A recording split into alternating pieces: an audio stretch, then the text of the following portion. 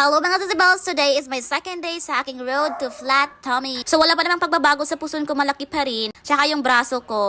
Pero wag nating madaliin yan sis, second day pa naman tayo. So first step natin mga sis, itong exercise para sa braso natin mga sis. Kasi boxer tayo, so malaki yung braso natin. So ito yung gawin natin dyan. So take 16 counts lang per step ang ating gagawin for today's video sis. And by the way, sa mga nagtatanong kung meron bang ibang kulay nito. So aside sa pink, meron tayong black, gray, meron din tayong blue. So check nyo lang sa aking basket. So second step na tayo itong sit-ups or bangon higa. So 16 counts din ito. So itong exercise na to, tina-target talaga niya yung tiyan natin. So ito yung pinakamabisang exercise para road to flat tummy tayo, para wala na tayong puson or belly. Mahirap sa umpisa pero alam ko pag nasanay na ang katawan natin, hanapin natin tong exercise na to. So yan yung status ng tiyan ko sis sa day 2 ko. So sino bang hindi magpupursiging mag-exercise kung ganito ba naman kalaki yung puson mo? So this is gonna be our last step mga sis. So this is planking. So 16 counts din ito. So pwede din gawin yung push up mga sis, pero parang hindi ko na kaya side by side na lang tayo na planking. So that would be all for today's video mga sis. Tomorrow naman, stay tuned. So by the way mga sis, ang dami kong nakikitang mga comment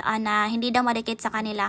So make sure talaga na tinidikit mo siya sa flat surface at saka walang gap yung pagdidikitan mo, meaning hindi makakalabas yung hangin.